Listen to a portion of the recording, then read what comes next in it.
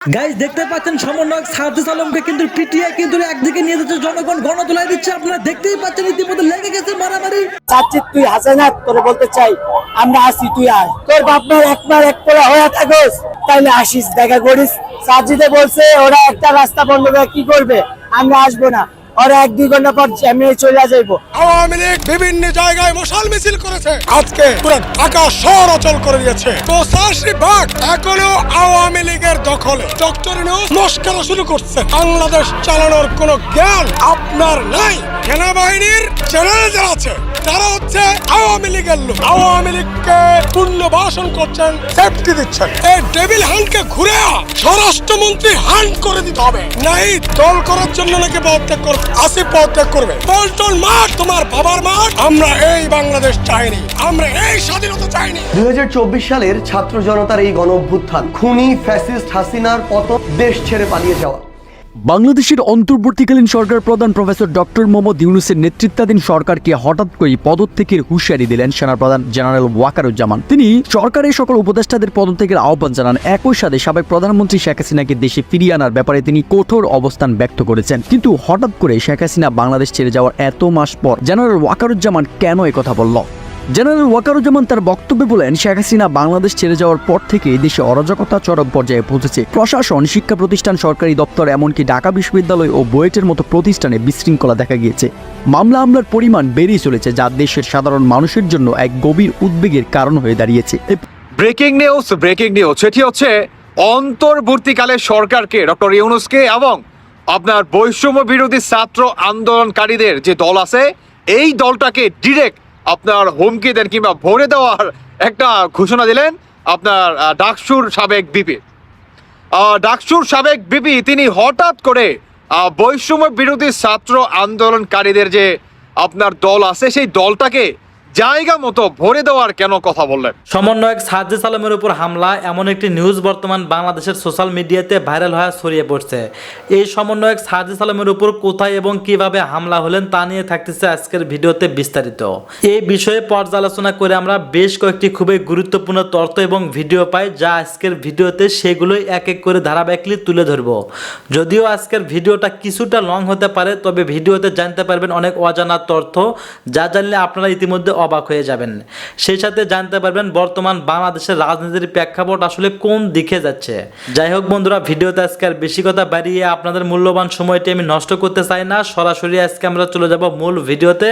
আর সেখানে আজকে আমরা দেখব এই সমন্বয়ক সাজ্জিদ আলমের উপর হামলা হয়েছে নাকি এটা গুজব ছিল। সরকারকে, ডক্টর ইউনূসকে এবং আপনার বৈষম্য বিরোধী ছাত্র আন্দোলনকারীদের যে দল আছে এই দলটাকে ডিরেক্ট আপনার হুমকি দেন কিংবা ভরে দেওয়ার একটা ঘোষণা দিলেন আপনার ডাকসুর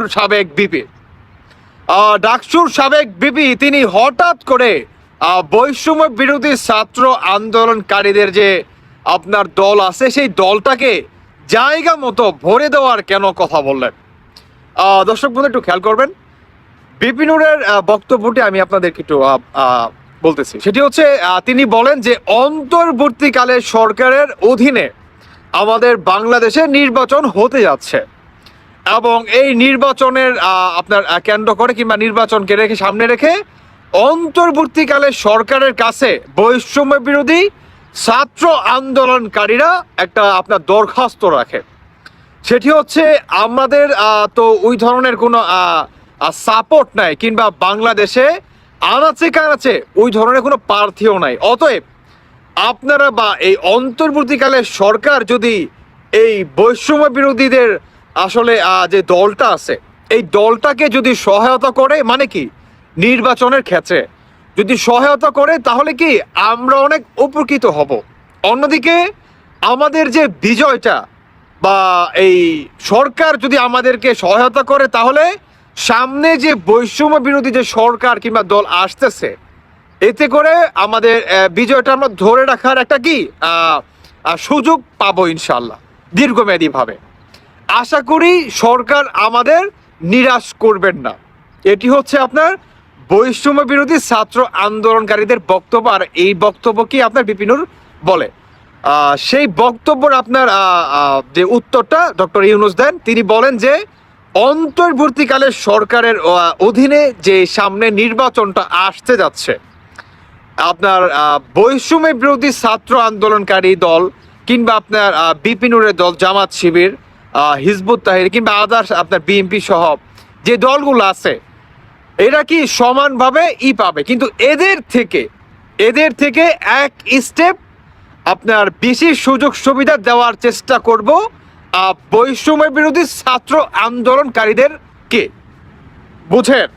তিনি আরো বলেন যে পুলিশ প্রশাসন এবং আইনত যতটুকু কেন্দ্রীয় কিংবা আপনার ভোট কেন্দ্রে যতটুকু সহায়তা দরকার, অতটুকু বা এর থেকেও বেশি সহায়তা করার চেষ্টা করব এই অন্তর্বর্তীকালে সরকারের পক্ষ থেকে বৈষম্য বিরোধী ছাত্র আন্দোলনকারীদের দলকে। এখন এই বক্তব্যকে কেন্দ্র করেই আপনার বিপিনুরের কথা হচ্ছে যে এই বৈষম্য বিরোধী ছাত্র আন্দোলনকারীদের যে দলটা কিংবা এই অন্তর্বর্তীকালে সরকারের অধীনে নির্বাচনটা কতটুকু সূক্ষ্ম হতে পারে, এটা আমাদের কি আর বুঝতে বাকি নেই। মানে বিপিনুরের বক্তব্য হচ্ছে যে অন্তর্বর্তীকালে সরকারের অধীনে বা এই সরকার যদি বলে তারা নিজেরাই একটা দল গঠিত করবে, ওকে কোনো সমস্যা নেই, গণতান্ত্রিক দেশ, সবাই করতে পারে। কিন্তু এই সরকার বলে যে আমার দলকে আমরা নিজেরাই প্রমোট করব কিংবা যতটুকু আইনতভাবে ভোট কেন্দ্রে যতটুকু সহায়তা দেওয়া দরকার এর থেকে বেশি দেওয়ার বা আমরা ট্রাই করব। আপনি বুঝতে পারেন? হ্যাঁ, বিপিনুর তিনি আরো বলেন যে ফ্যাসিস্টদের আমলে ঠিক একইভাবে কিংবা আওয়ামী ফ্যাসিস্টদের আমলে ঠিক একই নির্বাচন হচ্ছে। তাহলে আওয়ামী ফ্যাসিস্ট আর এই অন্তর্বর্তীকালের সরকারের ভিতরে পার্থক্যটা কোথায়? আমরা দাবি জানাচ্ছি যে আমরা পার্থক্যটা দেখতে চাই। আমরা আরো দাবি জানাচ্ছি যে আওয়ামী ফ্যাসিস্টদের আমলে যে একতরফা নির্বাচন হয়ে গেছে, অন্তর্বর্তীকালে সরকার কি সেই পথেই হাঁটতেছে না? এটা হচ্ছে বিপিনুরের কথা। আচ্ছা, এখানে আমি একটা লাইন যোগ করতে চাই, সেটি হচ্ছে বিপিনুর ভাই, আপনি বললেন যে ফ্যাসিস্ট কিংবা আওয়ামী ফ্যাসিস্টদের আমলে, ওকে আমি মেনে নিলাম যে শেখ হাসিনা ফ্যাসিস্ট কিন্তু আওয়ামী ফ্যাসিস্ট না। হ্যাঁ, মেনে নিলাম যে শেখ হাসিনা ফ্যাসিস্ট। শেখ হাসিনার আমলে হ্যাঁ এইভাবে নির্বাচন হয়েছে। আমি 10 বছরের কথা বলবো না, লাস্ট 5 ইয়ার্স। ওকে, তাহলে আপনি যেহেতু ফ্যাসিস্ট, শেখ হাসিনা ফ্যাসিস্ট, মানে শেখ হাসিনার আপনার দেখানো পথে ডক্টর ইউনূসও হাঁটতেছে কিংবা এই সমন্বয়কারীরাও হাঁটতেছে, তাহলে আওয়ামী লীগ যদি ফ্যাসিস্ট হয়ে থাকে, শেখ হাসিনা যদি ফ্যাসিস্ট হয়ে থাকে, বিপিনুর আপনি এই অন্তর্বর্তীকালে সরকার ডক্টর ইউনূসকে কেন ফ্যাসিস্ট বললেন না? কারণ একই পথে তো হাঁটতেছে, আপনি বলেন, মানে আপনার নিজের মুখের কথা কিংবা আপনার স্ট্যাটাসের কথা, তাহলে আপনি কেন বললেন না বলেন? আমার প্রশ্ন, আপনি কি ভয় পান? বিপিনুর ভাই, আপনি কি ভয় পান? বা কোনোভাবে বাংলাদেশের যে অন্তর্বর্তীকালে সরকার ডেভিল হান্ট নামে যে আপনার একটা চালাইতেছে সার্চ, তো এটার ভিতর যাতে আপনি কিংবা আপনার দলের যে মাথাগুলো আছে এরা যাতে এসে না পড়ে, কিংবা আপনি যাতে কোনোভাবে আপনার নির্বাচন থেকে ছিটকে না যান, কিংবা ডক্টর ইউনূসের বিশেষভাবে একটা যে দৃষ্টিভঙ্গি আপনার দলের দিকে, সেটার দিক থেকে আপনি জানেন ছিটকে না যান, এটার জন্যই কি আপনি ভয়ে বললেন না বিপিনুর? কারণ আপনার নিজের মুখের কথা একই পথে হাঁটতেছে, অতএব আপনার তো ডিরেক্ট এভাবে বলার প্রয়োজন ছিল আওয়ামী ফ্যাসিস্ট আর ডক্টর অন্তর্বর্তীকালের সরকারের যে সরকার আছে ডক্টর ইউনূস তিনিও ফ্যাসিস্ট, বা তাদের যে অনুসারী উপদেষ্টা সমন্বয় যে বাজার আছে এরাও কি ফ্যাসিস্ট, যেহেতু শেখ হাসিনার দেখানো পথেই হাঁটতেছে। আমার তো আসলে এরকমই লজিকটা বা আপনার উত্তরটা আশা করছিলাম আমি। কিন্তু বিপিনুর ভাই, আপনি কিন্তু হতাশ করলেন, আপনি বারবার হতাশ করেন। হ্যাঁ, আপনি এভাবে কেন পল্টি নেন, এটা আমার দর্শক বন্ধুরা জানতে চায়। তবে যাই হোক, আপনি বলছেন যে এই সরকারের অধীনে কোনো নির্বাচন হবে না কিংবা আমরা এটাকে মেনে নিব না যদি এই সরকার নিরপেক্ষভাবে আপনার নির্বাচনের ব্যবস্থা না করে। আপনি মানেন বা না মানেন, আমি বলতে চাই সেটাতে আসলে যায় আসে না। তবে ডক্টর ইউনূসের 12টা আপনার এই অন্তর্বর্তীকালে সরকারের আগেই হয়ে যাবে। কেমন? এমনও দেখতে পারেন যে এই অন্তর্বর্তীকালে সরকার নাও থাকতে পারে। আমেরিকা থেকে যেই বাম্বুগুলো আসতেছে, ব্রাইডেন কিংবা এই অন্তর্বর্তীকালে ডক্টর ইউনূস, তিনি যেই আপনার এই অরাজকতা সৃষ্টি কিংবা এই আন্দোলনের পিছনে তিনি হচ্ছে সবচেয়ে বড় মাস্টার মাইন্ড। তো আমেরিকার পক্ষ থেকে, ডোনাল্ড ট্রাম্পের পক্ষ থেকে বাংলাদেশের নির্বাচনের আগে একটি বাম্বু আসতেছে, দেখতে পারবেন অচিরেই।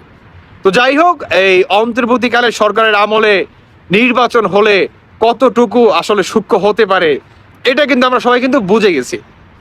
আর এই সরকারের অধীনে নির্বাচন হলে আমার মনে হয় না বাংলাদেশের জনগণ ভোট দিতে যাবে, আমার মনে হয় না। I hope. দর্শক বন্ধুরা, বাকিটা আপনাদের ব্যক্তিগত মতামত। আওয়ামী লীগ বিভিন্ন জায়গায় মশাল মিছিল করেছে, আজকে পুরো ঢাকা শহর অচল করে দিয়েছে। 85 এখনো আওয়ামী লীগের দখলে। ডক্টর ইউনূস মস্করা শুরু করছে। বাংলাদেশ চালানোর কোন জ্ঞান আপনার নাই। সেনাবাহিনীর জেনারেল যারা আছে তারা হচ্ছে আওয়ামী লীগের লোক। আওয়ামী লীগকে পুনর্বাসন করছেন, সেফটি দিচ্ছেন। এই ডেভিল হ্যান্ডকে ঘুরে স্বরাষ্ট্রমন্ত্রী হান্ট করে দিতে হবে, নাই দল করার জন্য নাকি পদত্যাগ করবে। আসিফ পদত্যাগ করবে। পল্টন মাঠ তোমার বাবার মাঠ। আমরা এই বাংলাদেশ চাইনি, আমরা এই স্বাধীনতা চাইনি।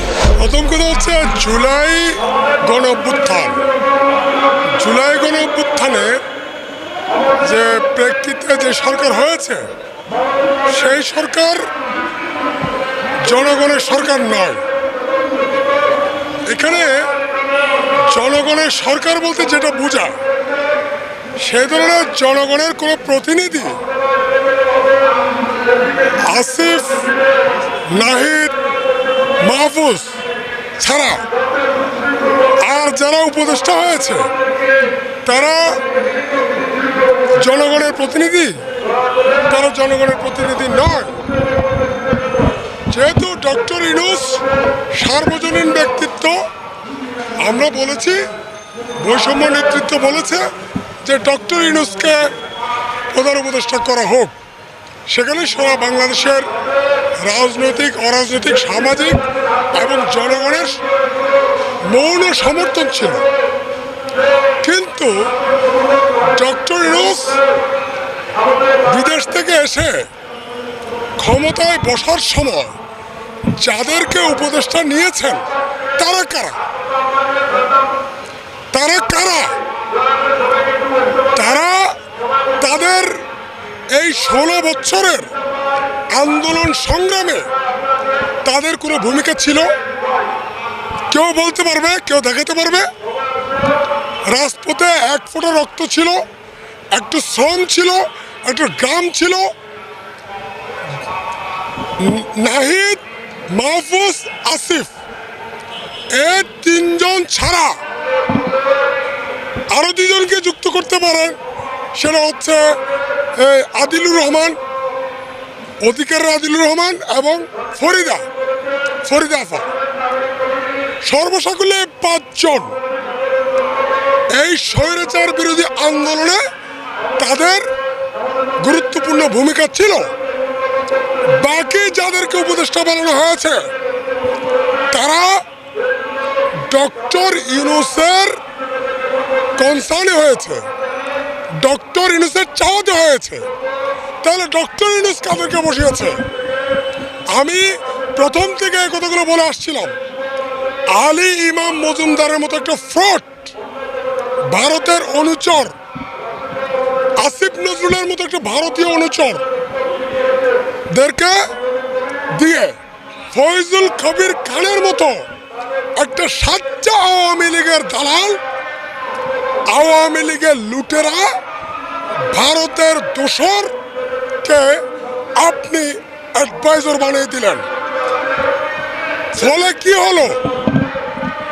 আমলাতন্ত্রের 85% এখনো আওয়ামী লীগের দখলে। সেনাবাহিনীর সিনিয়র মেজর জেনারেল যারা আছে বা লেফটেন্যান্ট জেনারেল যারা আছে তারা হচ্ছে আওয়ামী লীগের লোক, ভারতের লোক। পুলিশ বাহিনীর যে আমূল পরিবর্তনের কথা ছিল সেটা হয় না। র্যাবের সিও বানাই দিচ্ছেন এক গণহত্যাকারীকে।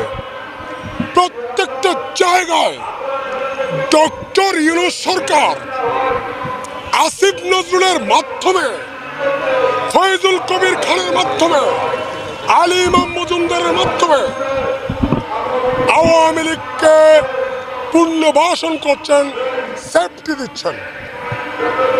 এই যে আপনারা এখন এটা বিভিন্ন ধরনের দাবি দেওয়া তোলেন, কেউ এ দাবি করেন না কেন? যারা আন্দোলন করেছি আমরা এটা কথা বলছি না কেন?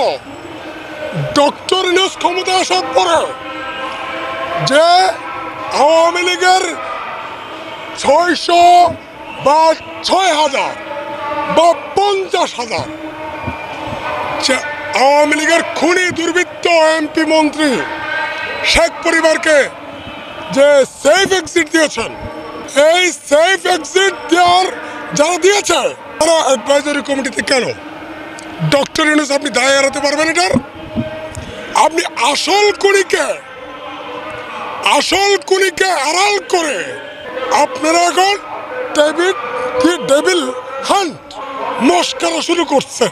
আপনারা বলেন ডেভিল হান্ট অপারেশনের মধ্য দিয়ে সরকার আওয়ামী লীগের প্রকৃত দুর্বৃত্ত খুনিদেরকে গ্রেপ্তার করেছে। এই যে যদুমধু কতগুলো গ্রেপ্তার করছে, আবার কিছু নিরীহ মানুষও গ্রেপ্তার করছে। ঠিক আছে, এই যদি হয় ডেভিল হান্ট, এই ডেভিল হান্টকে ঘুরে স্বরাষ্ট্রমন্ত্রী হান্ট করে দিতে হবে। এই ডেভিল হান্টকে ঘুরিয়ে আসিফ নজরুল, আলী ইমাম মজুমদারদেরকে হান্ট করে দিতে হবে। এছাড়া তো আওয়ামী লীগ মুক্ত বাংলাদেশ, আওয়ামী লীগ খুনি মুক্ত বাংলাদেশ আমরা আশা করতে পারি না। এই যে আমাদের নাহিদ দল করার জন্য নাকি পদত্যাগ করবে, বা কি জন্য পদত্যাগ করবে? মাহফুজ আসিফ পদত্যাগ করবে। নাহিদ, আসিফ, মাহফুজ যদি পদত্যাগ করে তাহলে এই সরকারে জুলাই বিপ্লবের লোক কে থাকলো? তার মানে কি 100% আওয়ামী উপদেষ্টা, ভারতীয় অনুচর উপদেষ্টা দিয়ে আপনি দেশ চালাবেন? ডক্টর ইউনূস, আপনাকে আমরা অনেকবার বলেছি বাংলাদেশের রাজনীতি, বাংলাদেশের অর্থনীতি, বাংলাদেশের অ্যাডমিনিস্ট্রেশন সম্পর্কে আপনার কোনো জ্ঞান নাই। আপনি বিশ্বজ্ঞানী, আপনি বিশ্ব অর্থনীতিবিদ, সব ঠিক আছে, বাংলাদেশ চালানোর কোনো জ্ঞান আপনার নাই, সেটা 6 মাসে প্রমাণিত হয়েছে। প্রত্যেকটা জায়গায় আওয়ামী লীগের পুনর্বাসন হয়েছে। ব্যাংক সেক্টরগুলো দেখেন, সচিবালয়ে যাদেরকে বসানো হয়েছে, গণপূর্ত মন্ত্রণালয়ের সচিব আওয়ামী লীগের দালাল, গণপূর্ত মন্ত্রণালয়ের চিফ ইঞ্জিনিয়ার আওয়ামী লীগের দালাল, কৃষি সচিব আওয়ামী লীগের দালাল। এরকম কয়টা বলবো?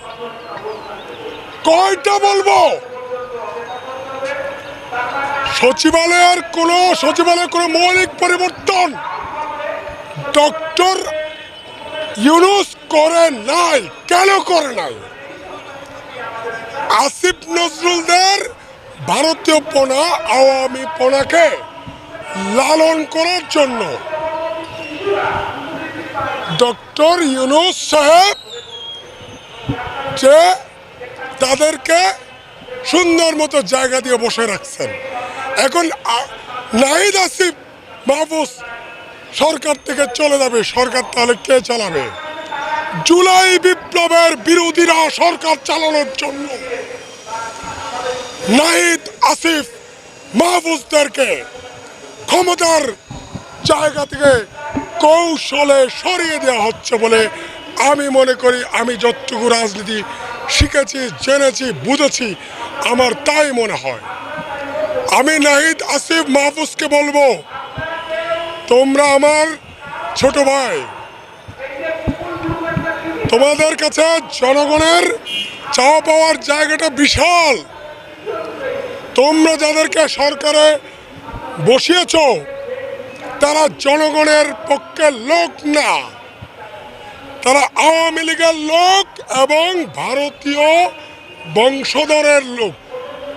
সুতরাং আসিফ নাহিদ মাহফুজকে বলি, যদি তোমরা তিনজন এক্সিট হও তাহলে জুলাই বিপ্লবের গুরুত্বপূর্ণ নেতৃত্বদানকারী আব্দুল কাদেরকে, 9 দফার ঘোষক আব্দুল কাদেরকে মন্ত্রী বানাও, স্বরাষ্ট্রমন্ত্রী বানাও। তোমরা যদি পদত্যাগ করতে চাও বা পদত্যাগ করতে হয় তাহলে বাকের মজুমদার আরেক ছাত্র নেতাকে তোমরা আরেকটা মন্ত্রণালয়ের দায়িত্ব দাও। তোমরা যদি পদত্যাগ করতে চাও তাহলে গণ অভ্যুত্থানের মাঠের নেতা তারেক রহমানকে, এখন আমজনতার দল করছে, তারেক রহমানকে দায়িত্ব দাও।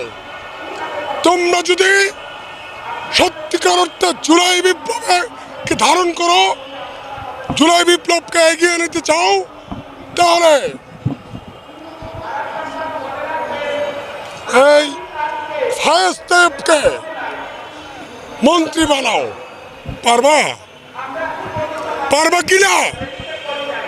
যদি তোমরা বিপ্লবীদের একটা অংশকে সরকারে না রাখো তাহলে জুলাই বিপ্লবকে ধারণ করার মতো কোনো লোক এই উপদেষ্টা পরিষদে নাই।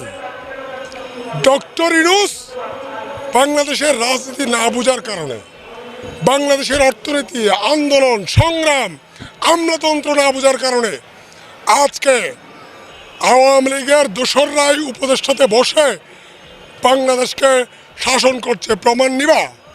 18 তারিখ আজকে হরতাল ডাকছে আওয়ামী লীগ। গতকালকে রাত্রে, মধ্যরাতে হোক, নিশীথ রাইতে হোক, আওয়ামী লীগ বিভিন্ন জায়গায় মশাল মিছিল করেছে। এই দুঃসাহস তারা কোত্থেকে পেল? এই দুঃসাহস আসিফ নজরুলরা দিয়েছে। এই দুঃসাহস আসিফ নজরুলরা দিয়েছে। আসিফ নজরুল এখনো সরকারে কেন? আলী ইমাম মজুমদার এখনো সরকারে কেন? স্বরাষ্ট্রমন্ত্রী ডেভিল হান্টের নামে জনগণের সাথে, আন্দোলনকারীদের সাথে মশকরা করছে। সেই স্বরাষ্ট্রমন্ত্রী এখনো পদে থাকে কেন? এই সব স্বরাষ্ট্রমন্ত্রীকে আমরা তো পেদালি দিয়া সাইজ করে দিছি। হাসিনার দুর্দর্শ স্বরাষ্ট্রমন্ত্রী কামালকে আমরা দৌড়ানি দিছি না? ওই স্বরাষ্ট্রমন্ত্রী। আপনি দেশ চালাচ্ছেন, আইন শৃঙ্খলার চরম অবরোধ হয়েছে। মব জাস্টিসের মধ্য দিয়ে নারীদেরকে পর্যন্ত মারা হচ্ছে। মব জাস্টিসের মধ্য দিয়ে যা চলছে মারাত্মক। আমরা এই বাংলাদেশ চাইনি, আমরা এই স্বাধীনতা চাইনি। আমরা জুলাই বিপ্লবের নেতৃত্ব যারা দিয়েছে তারা জনগণের সরকার চেয়েছে, আসিফ নজরুলের সরকার চায় নাই। এই বিশৃঙ্খলা সৃষ্টিকারী হচ্ছে উপদেষ্টারা। এই যে আজকে পল্টন ময়দানে, আমার লাইফে জীবনে দেখি নাই, দীর্ঘদিন রাজনীতি করি, পল্টন মোড়ে একটা দল জুলাই অভ্যুত্থানের ক্রেডিট নিতে চায়। আন্দোলন করেছি আমরা, বৈষম্য, আরো বিভিন্ন রাজনৈতিক দলগুলো আন্দোলন করেছে আমরা, আর ক্রেডিট নিতে চাই ইসলামের নামে যারা দল করে এরকম একটা। আরে পল্টন মাঠে, পল্টন মাঠ তোমার বাবার মাঠ, পল্টনের মোড়ে স্টেজ বসিয়ে কোন রাজনীতি করো? কোন ইসলাম চর্চা করো? এটা কোন ইসলাম? কিসের ইসলাম এটা? জনগণকে জিম্মি করা কিসের ইসলাম? জনগণকে জিম্মি করার নাম ইসলাম নয়।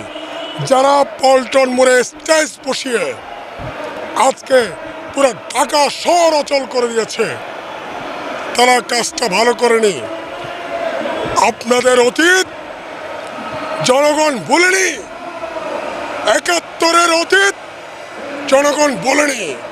আমি একটা কথা স্পষ্ট করি, ৭১-এর যে বিপ্লব, স্বাধীনতা যুদ্ধ, মুক্তিযুদ্ধ, সেই মুক্তিযুদ্ধ ব্যাহত করেছিল বঙ্গবন্ধু শেখ মুজিবুর রহমান এবং তার দল।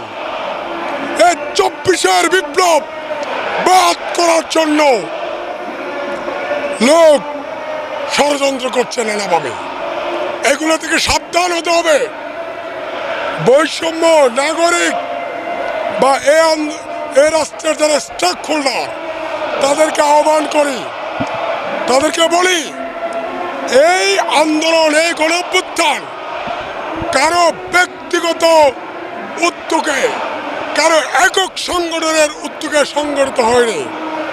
এই যে পল্টন মোড় দেখছেন, সচিবালয় দেখছেন পিছনে, এই সচিবালয়ের আমরা নেতৃত্ব দিয়েছি।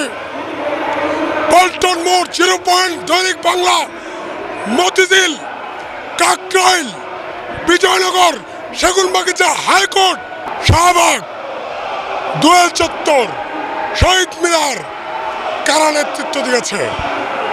তোমরা কইছিলা 16 বছরের মধ্যে, বিগত 10 বছরে এই ঢাকার রাজপথে আমরা লড়াই করেছি। তোমরা কইছিলা এখন জুলাই গণঅভ্যুত্থানকে একক কৃতিত্ব নেওয়ার অপচেষ্টা করছো। আমাদের সাথে কারা ছিল?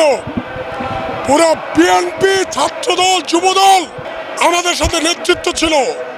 ছাত্র অধিকার পরিষদ, শ্রমিক অধিকার পরিষদ, যুব অধিকার পরিষদ, গণ অধিকার পরিষদ, 2 গ্রুপ এই নেতৃত্ব ছিল